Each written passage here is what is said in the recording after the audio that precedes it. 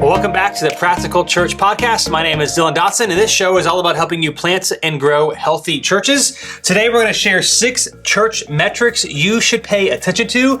And these are not the normal things like attendance and giving, but extra things like on the side that are actually really helpful. So we're going to look at that. And before we do, as always, this show is brought to you in partnership with Mission Support. Mission Support knows you want to be effective in ministry, but if you're like most pastors, you probably feel like you never have enough time, energy, or expertise to get everything done.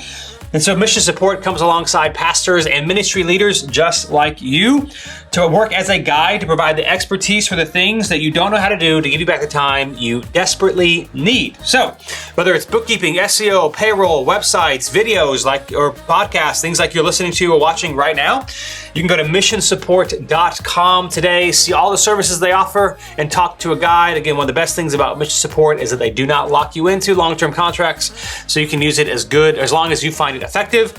So again, talk to a guide today at missionsupport.com. All right, here we go. 6 church metrics that you should pay attention to. By the way, these are things that we track at New City Church. So these are not kind of like the necessarily obvious things, but things that give you really helpful information. And so you might be using some of these, maybe not others. And so use the ones that you see fit, or maybe adapt these to your situation. That can be helpful. So here is number 1, giving units. So obviously everybody tracks giving, like how many giving, what the giving looks like. And it's really easy to track giving units. Now, giving units are simply the number of givers that give per month is the way I would recommend tracking it, just like you track giving per month. Now, a giving unit is only one. So it's not really helpful to say like donors, because for example, I have a family. There's 4 of us in my family, and we give, but it's only under like one person's name. And so we are one giving unit, even though there's like 4 of us. So it's not necessarily how many donors you have, because typically only one person is giving for the household if they're married and have kids, but it's just how many giving units you have. And then what you can do is, if you try to find some information, if you're trying to, figure out like, okay, what's our average giving per person, for example, is you can take your giving units and you can divide that, or do the math, whatever, with your average attendance. So how much money did you take in? How many giving units did you gave, and what was your average attendance? Do the math, however you do that formula, and you can find out, okay, what is our average cost per person? So, if you get $100 and you average, doing really basic math for me, let's say you get $100 in a month, which would not be great, and you average 10 people at your church, your average giving per person is $10. If you have 10 giving units, and there's 10 people. So I think that's right. Anyway, that makes sense. So giving per month, how many donors you are giving units you have, and your average attendance, and you can find out, okay, what is our average giving per person?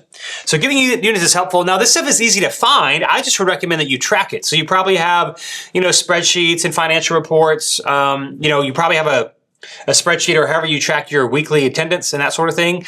I would recommend having a spreadsheet that also tracks giving units. So that's one of the things that we do, is that every month we write down how many giving units we have. We've been doing this for, I guess, about 8 years. New City's been in existence now. And so it's really easy to see, okay, like not just how much did we get each month, but how many people gave? Because sometimes, man, if your giving units stay the same and you see an increase in giving, well, it's just that like people are giving more overall. Or if you see, an increase in giving, is it because more people are giving more money, or one person gave a few people gave extra gifts, or did your actual giving units go up? And so what happens is a lot of churches will maybe track like, here's how much money we typically take in every March, right? And so when March comes along, you can either be encouraged or not alarmed or whatever, because this is standard. But if you don't have the giving units piece, it doesn't really give you the full picture. So for example, it's helpful for us to know, like in January, traditionally, like it's not just that giving goes down a little bit. You might know, like maybe after December, people gave more, in January don't give as much. But also we have found that the number of giving units goes down. So it's not just that people are giving less in January, but more so that there's less people giving in January. Because a lot of the people, especially people that are really committed, a part of your church, they're probably, giving consistently. For the most part, they're probably giving the same amount like every single month, or they're being really intentional. But if you have newer people or people that don't have like, a automated giving, or they don't have a practice of giving every single month, and they might be a little bit more tied to like their budget or how much money they're making, what their bank account looks like. That could be a little flexible. And obviously after December and Christmas and all that, the average person's like, I spent a lot of money. I don't have as much money in January. So that's why the giving units goes down. And so it can be helpful too. It's not just like, hey, we had a really good giving month, but did our giving units go? And how can we track our giving units year over year? So again, if your church is growing, obviously, your giving might be going up, but it's just helpful to know, like, but is our giving units going up? Or if you're in a tight spot financially and you need to raise more money, or, you think, hey man, there's people can be giving more than they currently are giving in our church. Is it that people need to give more, which honestly is probably always part of the answer? Or is it that we just need to talk about giving more so that more people give? And so track the number of giving units per month, put on a spreadsheet or wherever you track your stuff so that you can compare not just how much money you make every month, but how many units are actually giving. And you can see, hey, is that going up or down with attendance? Is it staying flat and attendance is going up? Because that's not ideal. Is it staying flat and attendance is going down? Is it staying, is giving units going up, but attendance is staying stagnant? Whatever. It just gives you more options to look at. So again, don't just look up giving units every once in a while, but I would track it every single month. It's a really easy report to pull that you can get from, again, we do Planning Center giving. We do our online giving through Subsplash, but we run all of our giving through Planning Center. And so I don't pull that report. I'm sure it's really simple, like how many people gave this month. You can set the parameter for like March 1st to March 30th. And then how many unique givers did you have? So that's really helpful to know. Giving units, not just the amount of money that was given. That's number one church metric you should pay attention to is how many giving units you have per month. Number two, small group attendance or community group, life group, missional community, circles, whatever you call it at your church. Sunday school, that's the thing you do. Like not just your Sunday attendance, but your community group attendance. Now, there's different ways to do it. How we do it at New City is we use Planning Center. They have a function called Planning Center Groups. And so in Planning Center Groups, Brian, who kind of runs our groups, he uploads we do sermon-based community group leader guides every single week. So he uploads the community group leader guide, and then we populate their attendance, and then they get an email they get an email whenever their group is scheduled. So like our group meets Wednesdays at 6:30. So I get an email every Wednesday at 6:30, saying track the attendance, and it like has everybody. Planning Center makes it really simple. So like it emails them, here's everybody in your group, just check everybody who was at group that night. Now, before we did Planning Center groups, we did this through a Google spreadsheet. We just did it manually. It was a little bit more of a frictional thing because we'd have to email the groups ourselves every single week and be like, hey, can you go in the spreadsheet and update your attendance? It does take a little bit of time to get this to happen, but if you stick with it, people will start tracking their attendance. Of course, you're always going to have some groups that aren't as good at it as others, but it's part of whoever's leading your groups to be like, hey, we need this information. And so again, what we do is we just say, if our groups are in session, we'll say we'll get the information, everybody's in your group, you check how many people came to your group. So let's say there's a group of 10 people. And 10 people came one week, 10 people came another week, and 8 people came week 3 and 4. Just do easy math. That'd be an average of 9. So that'd be 9, 18, 27, 36. So you had 36 people in your group, or you had 36 attendees that week, but you had an average of 9. And so what we do, again, it's not like maybe the best way to do it, but we'll take the average attendance of every group that month and put it all together. So let's say this group averaged 9 people in their group that month. This group averaged 12. This group averaged 10. This group averaged 14, whatever. We add all that up. And then again, is one of our things that we track. We have a small group attendance, our community group attendance in our case, and then we just put the number in. So in May, how many people on average were in groups? How many people attended groups? And so we'll just take the average. Again, if your group averaged 9 people a week that month, and your group averaged 10, and your group averaged 11, and you had 3 groups, that's 30 people. So if you have 3, let's say you have 3 small groups at your church. Again, trying to do baby math for me, you would average 30 people a month. So you would put 30. At least that's how we do it. So again, it's just another way to know, like, attendance is one thing, but it's not the whole picture. A small group is a really great way of tracking engagement, like how many people from our average attendance are in our actual group. And this is where, by the way, sometimes you'll hear people be like, we've got like 90% or 80% or 100% of our attendance in small groups. What that means is not that everybody that goes to their church, and let's say it's 100%, everybody that goes to the church goes to a small group. But it's like, hey, if we average 100 people a month on Sundays, and we average 100 people in group a month, that's 100% attendance. Now, the reason why you can get some of these high numbers, again, this so you can understand the math, is that people are more likely to be consistent at their small group than they are on Sunday morning, on average. So the average person is more likely to be more consistent on their small group attendance than Sunday morning. Part of that is because it's the weekend, and so, people travel. Part of that is it's just, they're more likely to be missed. They have a stronger connection point to their small group. And so, again, because people are less likely to attend Sunday morning as frequently as they are their group, you can have people who are really committed to your group. Let's say they go 3 out of the 4 weeks, they go to their small group, and only 1 or 2 out of the 4 weeks they go on Sunday morning. That's how you get those numbers. So you get some new people visiting on Sundays that aren't in groups, but the people that are in group are a lot more committed on average to their group than they are on Sunday mornings. That's where you can get those high numbers. Now, New City is one of those things. We also have a very high percentage of our Sunday attendance in groups, but that's how you get that. But again, you only know that if you track it. And so this is how people track it, is they take their average, at least how we do it, the average attendance of each group, add them together. And so in May of 2025, we had this many people, and in April of 2025, we had this many people. And again, it's just helpful because over time you can see, okay, how many people did we have last year at this time or 2 years ago at this time? It can really let you know what's going on and how engaged people are. So the second church metric you can pay attention to that you might not be tracking right now is small group attendance. Also, just want to say that too, it honestly doesn't take a lot of work, but it's a little bit more work than Sunday attendance. But again, if you want to kind of diagnose issues or see how groups are going, you can see, hey, are people attending groups less? Are people attending groups more? Do we need to do something? Is there an issue? It can help show you that. So small group attendance. Number 3, tracking your active members. Now, let me explain what I mean by this. So we call them partners at New City Church. I'll just use members because that's the most normal terminology. If you have members at your church, my recommendation again is that you ask your members to do certain things, and then whatever behaviors you ask your members to do, you should track whether or not people are actually doing it, because then if they're not, then you can't say it's like a value of your church. So at New City, ours are very standard, just like they are at a lot of churches. You could use these, or whatever you want to use in your context is fine too. There's a couple of things we ask our people to do that they are partners, which are members at New City Church. One of which is we ask them to be a part of a community group. Secondly, we ask them to serve in some capacity.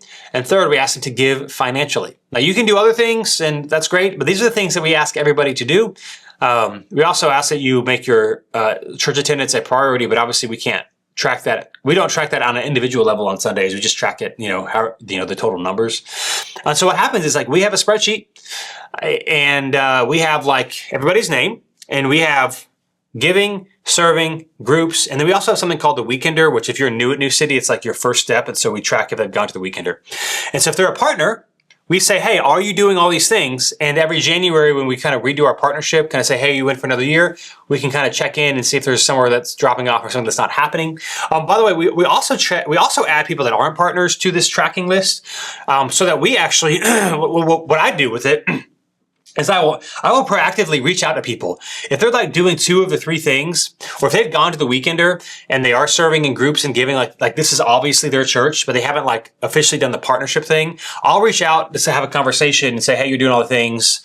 Obviously, if they've been to the Weekender, they know who we are, our vision, values, that sort of thing, and just have a conversation with them about being a partner. Hey, are you in? I have some questions I go through, kind of a standard thing.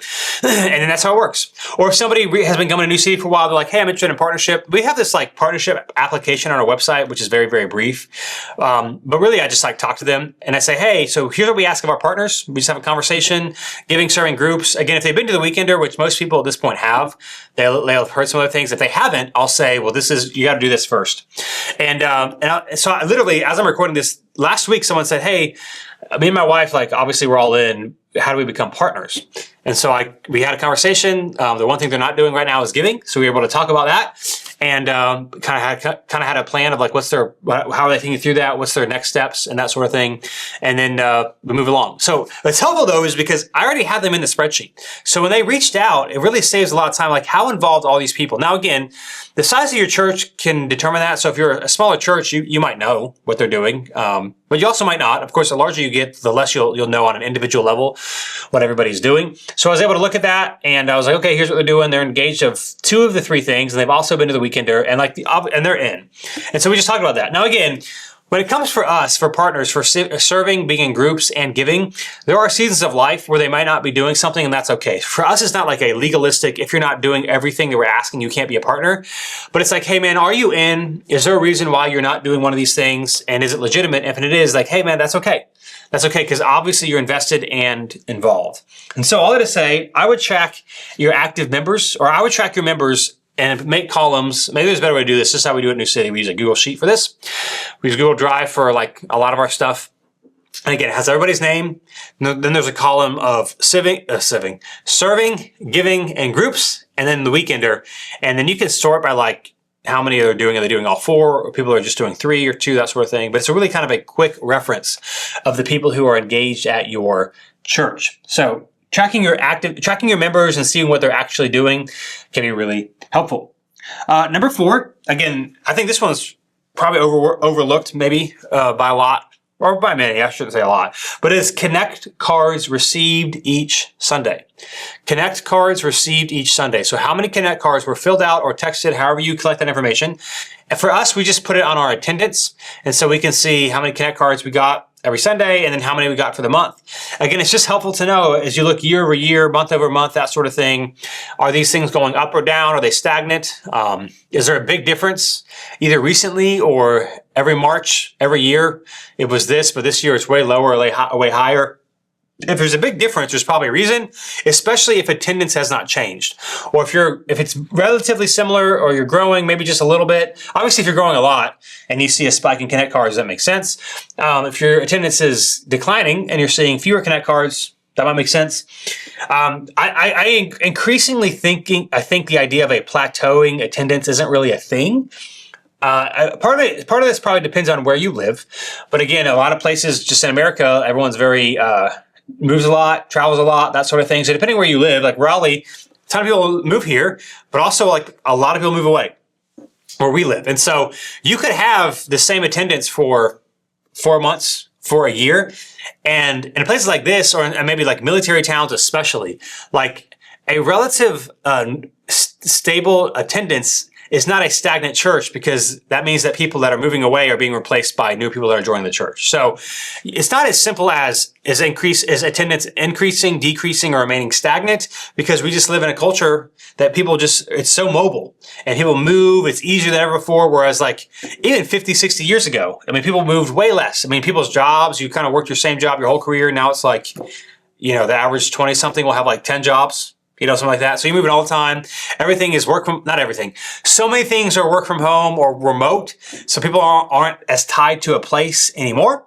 And so they move around a lot. And so that's why where the attendance can get iffy, just because you are maybe quote unquote stagnant in attendance, it doesn't mean that your church is like plateaued, because just the living demographics are so different now. And especially compared to 50, 60 years ago, the average churchgoer goes to church a lot less than they did before. So all that to say, attendance on its own is helpful, but maybe not fully revealing of what's going on. Just like giving on its own is helpful, but not fully revealing of what's going on. The giving units actually helps provide a fuller picture.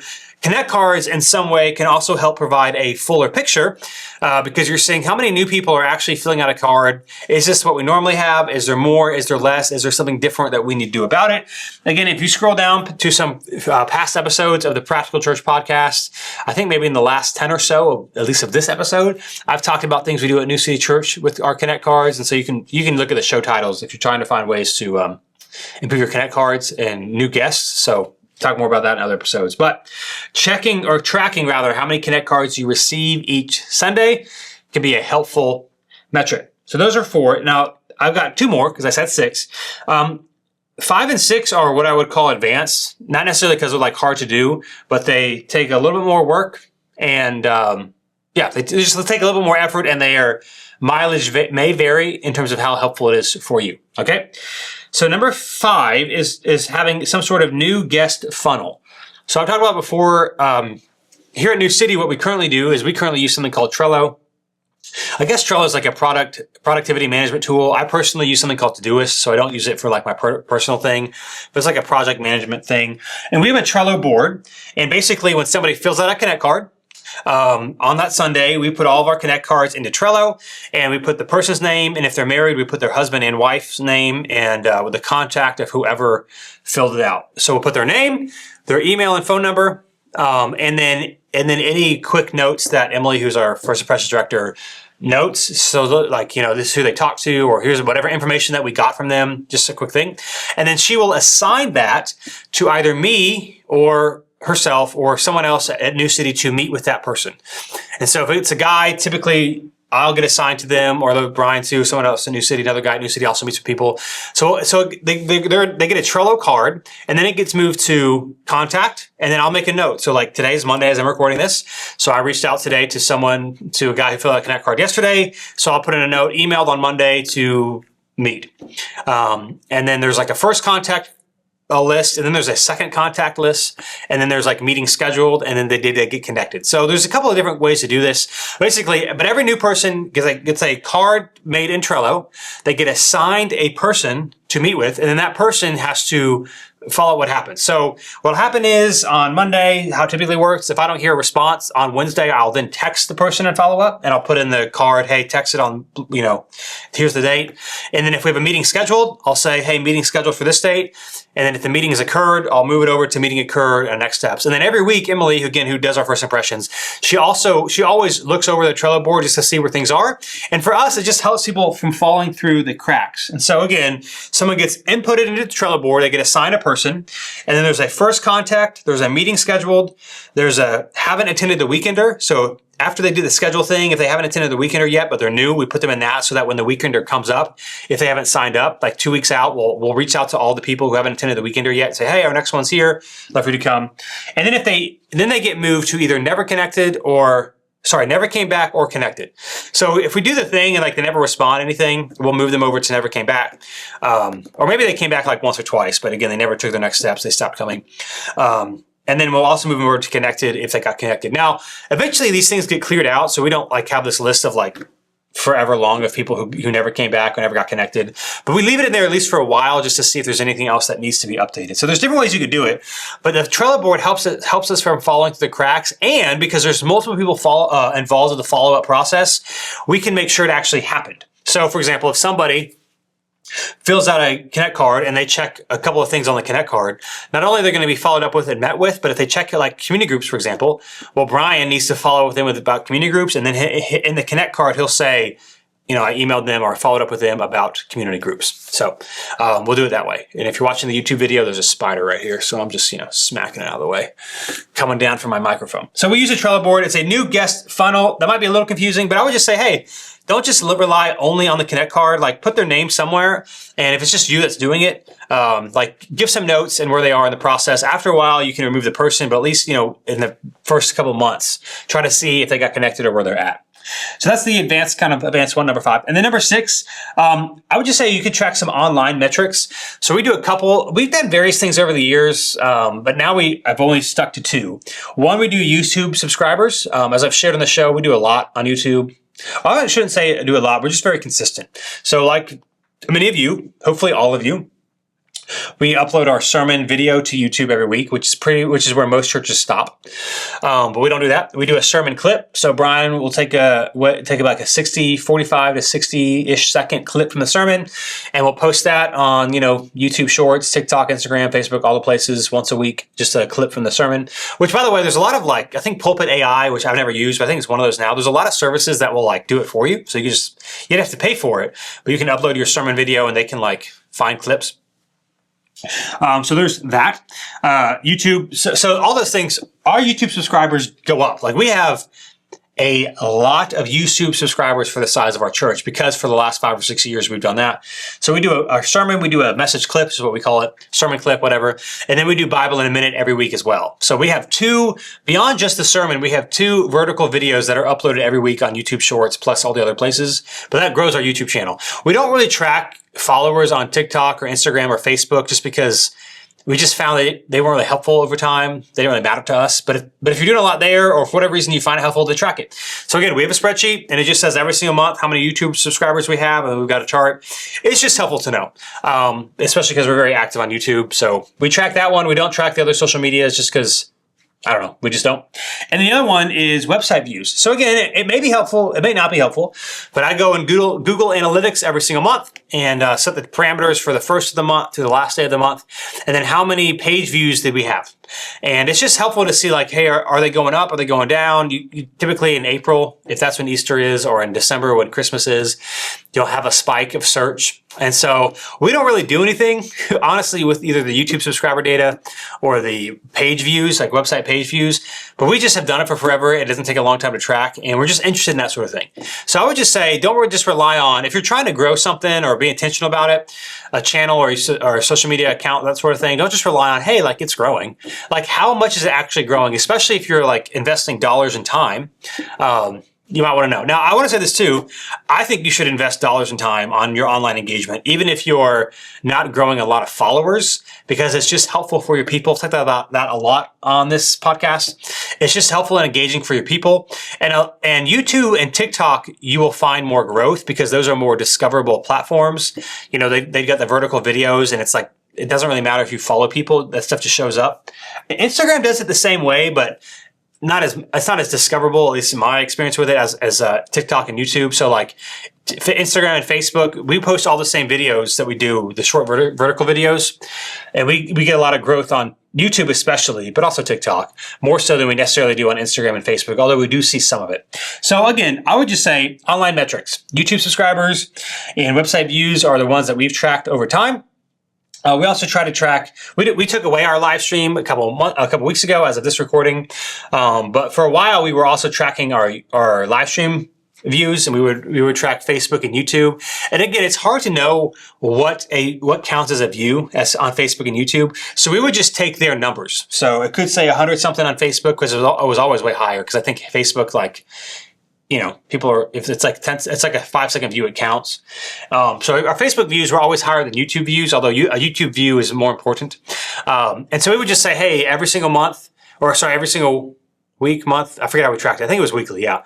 Here's how many views we had on Facebook. Here's how many views we had at YouTube. Knowing that we're not really sure what the view means, but it's just helpful to know, is the viewership going up or down? Again, we don't live stream anymore. We took that down for intentional reasons, but we did that as well. So all to say, online metrics. So again, here are the 6 metrics I mentioned in this episode, just to give you a recap. Number 1, giving units, not just giving total.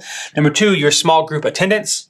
Number 3, active members. So track the things that you're asking your members to do. Number 4, connect cards received each Sunday. And then number 5, a new guest funnel. So like, name and contact information, like what's going on with them. And then number 6, your online metrics. And those are six church metrics we have found helpful that you might want to pay attention to at your own church.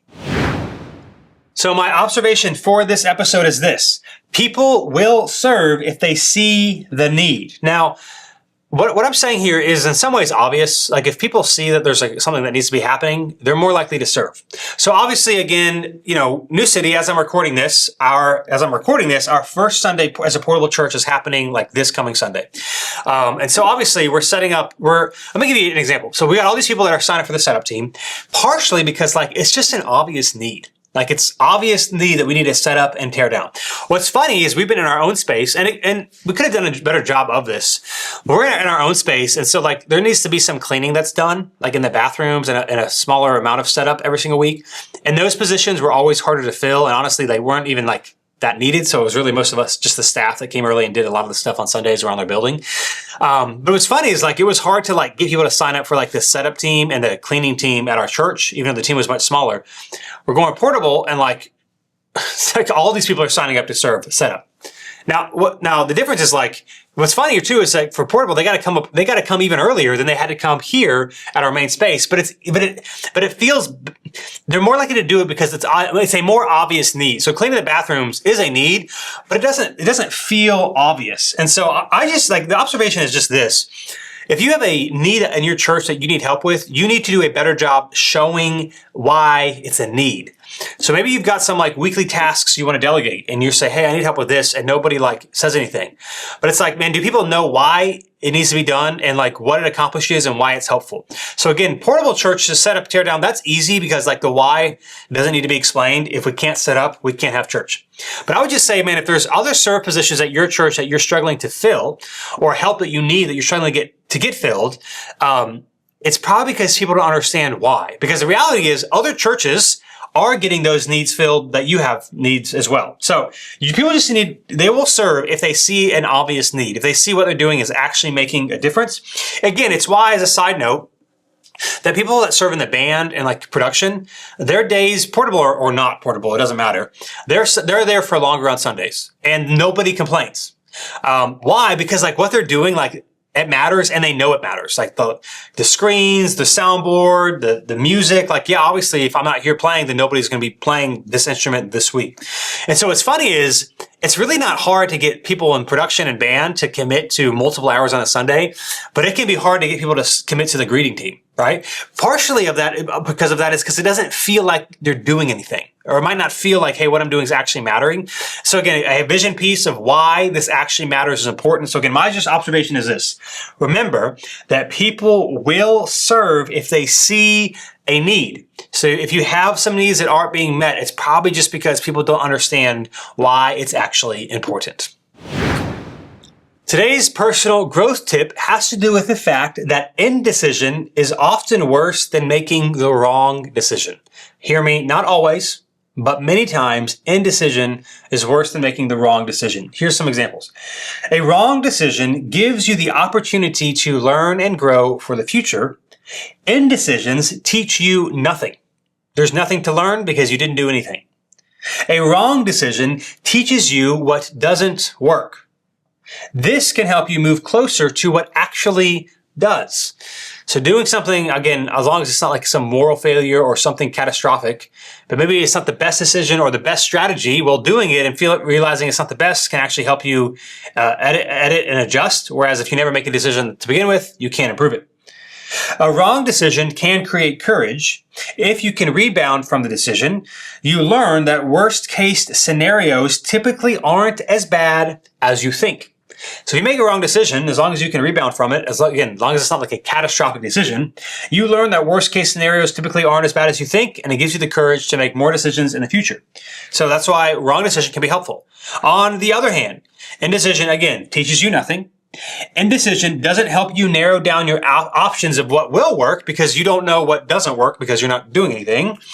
And indecision leaves you paralyzed, which is unable to help build your courage muscle.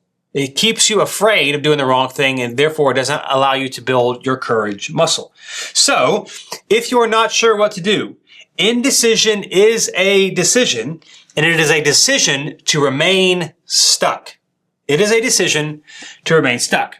It could be the case that the worst decision you can make in terms of long-term consequences is actually not to make a decision at all. Again, we often think, hey, I'm not ready, I'm not going to do the thing. And then I don't even mean this like, this applies to your church, whatever. Let me just give you like the cliche example. I don't know the best regiment to exercise. So I just never exercise. And then 10 years later, man, you're hurt. Your body's always in pain. You can't do anything. You have no energy. Your indecision was a decision that you're going to stay unhealthy, or how to eat, or how to spend your time, how to be proactive with your calendar, or how you do sermon prep. It's like, I'll figure this out next week, or I'll figure this out some other time. And then you never actually do. Again, it could be the case that the worst decision you can make in terms of long-term consequences is not to make a decision at all. All right, so 2 weeks ago, I was talking to a planter who's planting locally here in Raleigh, and we were talking about preaching, and he asked the question to me that I feel like all preachers, especially newer preachers, ask, which is how long I think sermons should be. So how long should sermons be? Partially, again, this is context. So based on, if I'm going to do like an American context. Obviously, if you're in other places of the world, it's different. But just like your standard, typical American context, how long they should be. So first thing I would say is probably shorter than you think. Now, partially this maybe comes from your church tradition. So if you come from a church tradition that's short, then maybe not shorter than you think. Obviously, if you're, I'm not Roman Catholic. I'm assuming most people that listen to this show also are not Roman Catholic. I think they do like their homilies at 15 to 18 minutes. That is too short. So I wouldn't recommend that. So generally speaking, I'd probably say somewhere around 30 minutes for the typical average preacher. That's what I would say. 30 minutes for the typical average preacher. Because you can have a really good sermon, and if it goes too long, it actually is a net negative for your sermon. It is easy to preach long sermons because you just go on and on. You haven't actually done the work of like being more precise about what you're going to say, cutting out the fluff, and even cutting out the maybe interesting to you tidbits, tidbits information about the text that, while helpful and good, are maybe a little uninteresting, or like you're trying to hit every little thing that you learn. So you have this like 50-minute sermon that's just really boring. So there is some like, you got to pick and choose. Hey, there's a lot of interesting things I could say about this text, maybe historically or culturally, but you cannot say all of them because it will bore people. So that's you. So typically saying I was about 30 minutes. Now, as you get more experienced, as you get better, as your people know you and trust you, you can preach longer. So at New City, I'm probably preaching around 38 to 40-ish minutes these days. And honestly, don't really plan to go longer than that. Part of that is I've been doing it for a while. Better than I was 8 years ago. I'm not amazing, but I'm not like below average. So that's helpful. There's a self-awareness there. Also, I want to say too, when you've been around for a while, your people trust you, and they listen to you more. And there's dynamics to this. So I think it was Tim Keller, although I'm sure a lot of pastors have put it this way. But I think I heard it first from him that if you're a smaller church, people will listen to your preaching because of how you care for them personally. So that personal relational connection makes them want to listen to you preach.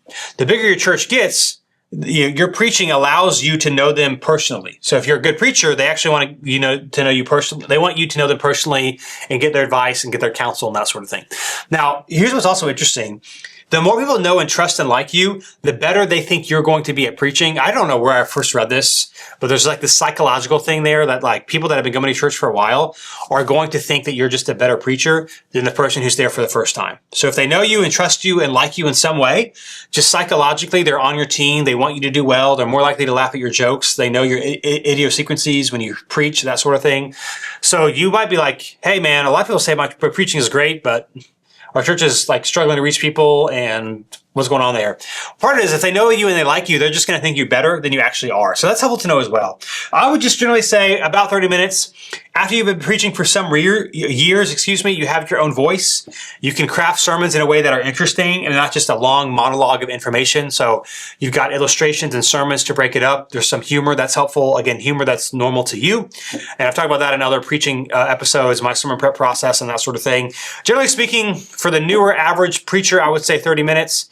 As you get more experience, you could do 35, 40. I think the challenge that a lot of people face is some of their favorite preachers might preach 45 to 50 minutes.